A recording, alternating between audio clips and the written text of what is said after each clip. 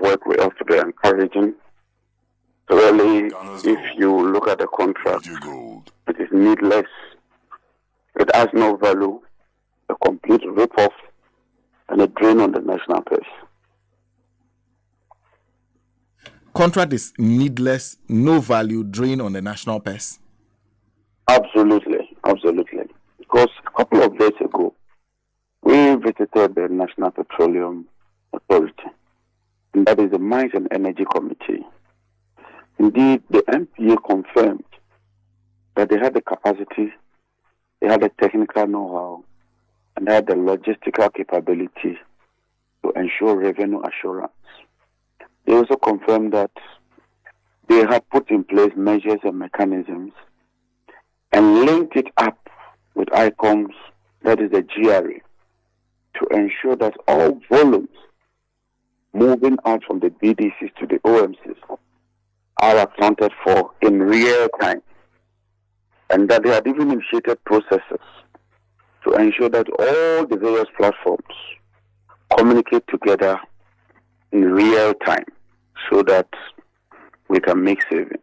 Don't forget they have the vehicle tracking system, they have the automatic tank gauging system, and they have the ERDMS, which is very sophisticated, which ensures that they monitor everything that goes on within the petroleum sector. But the MPA itself expressed shock that this company has been given this contract because they found that a duplication of work adds another layer and that it added no value. And clearly from the work done by the fourth estate, you can confirm that the so-called 3 billion saving was nothing but a hoax.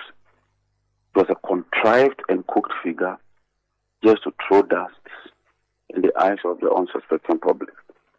And so clearly, the evidence shows that this contract is needless. Even more worrying is the extension of the contract to the upstream petroleum sector. Indeed, about 55 million barrels of oil is produced annually. And so if this company is taking $0.75 per barrel, what it means is that they'll be walking away with about $38.5 million. Not cities. We're talking dollars here. And if you use current exchange rates and convert $38.5 million, what it means is that in cedi terms, they are making over 462 million Ghana cedi. I mean, look, this government is very, very, very insensitive. I can't imagine the finance ministry led by Kenoforata pushing this. And the information we are picking is even worrying. The man behind this deal, Kofinti, was a technical advisor to the GRA boss. And so you can tell that it was a cook deal. Once it got ready, he resigned. They are sharing the booty. We must not allow this.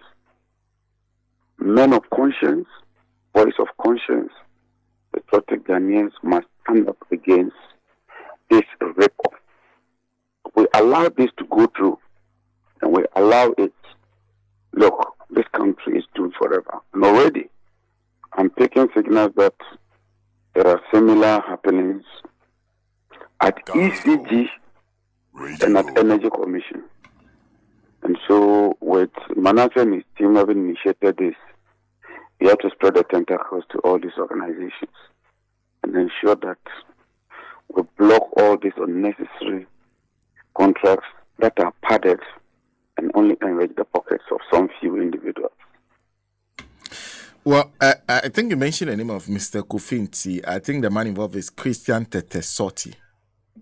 Absolutely. Sorry. Yes. Absolutely. So, I just wanted to draw attention to that. But the amounts of money involved are staggering. In fact, they are not going to the upstream alone. In fact, they are entering gold.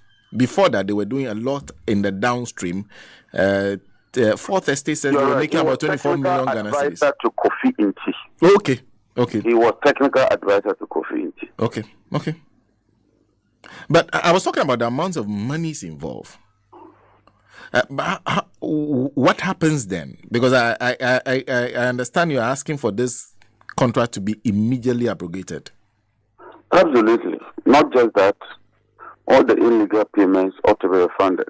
You know, PDS was a similar case. Up to now, we haven't gotten the money. There's the same with PDS. There is a similar case with PDS, a similar case with Ameri. And you know something? It does appear that some cabal of family and friends have established themselves and they zero down on the energy sector. Because most of these scandals, these huge scandals, surprisingly, all of them find their way in the energy sector. And when you do the tracing, you get to know where it is coming from. I mean, why? Why would you do this? Look, this government will leave office. The change that would unearth would be shocking, to be mind-boggling. But we keep getting very disturbing information where people who are not government officials, they just issue instructions. This contract must go through. They're having a similar one with hotel and ECG. And all of them are done on sole sourcing. What capacity does SML have? What is their track record? What is their history? What makes them the only company in Ghana that can do this job? Why did we need to open up for other people in terms of expression of interest? And did we even need this so-called revenue assurance? And now, not only are they attending to the upstream oil sector, they're also adding our mineral resources together. So with the Japa failing, this is a clever way of replacing a Japa with SML. We must fight this to the hilt. And I assure you, we will fight this one. Now, so far, the Ministry of Finance has been silent. We haven't. The MPA, the only statement we heard from the MPA is what was reported by Fortescue. They seem not to be in favor of it. Would you at least try and get us those answers that perhaps they can refuse not to give to the media? Absolutely. I wish this thing had come about 3 or 4 days ago. I would just consider the GRH budget and would have made it a precondition that this contract must be abrogated. You see, it never found expression in their budget. Neither did it find expression in the Ministry of Finance's budget. And for such a huge contract, which they claim is making savings, ordinarily, you should have been seeing it in their budget. But better late than never, we would find legitimate legal means to fight this deal through the parliamentary process. And we will do that. We've already discussed it with minority leaders. We have some few strategies on the table. And by tomorrow, I'm thinking you should be hearing from us. And I'm guessing this will also mean something for the finance minister who your side has been pursuing for some time. Consider this is coming from him. Including the other side. Don't forget about 88 of them said they don't want him. So clearly, he's been an albatross around our necks. Unfortunately, and that's the unfortunate part of it. When we appear to make an initiative and we want to get rid of him, their party would insist that their MPs either toe the political line or they take the whip off them. So that has been the problem. But we will do our bit. At least we'll continue to push, and Ghanaians will know that we are determined to protect the national purse. This is not even a political fight. It is a fight for the soul of this country. We cannot allow a few greedy ones to enrich their pockets to the detriment of the masses. Look, ask yourself what this money can do. $100 million a year. Gold. That's a lot of money. That's a huge sum of money. And you just give it to a phony company, a company that has no track record, has no credibility, a company that hasn't done anything substantial. It can only be a front.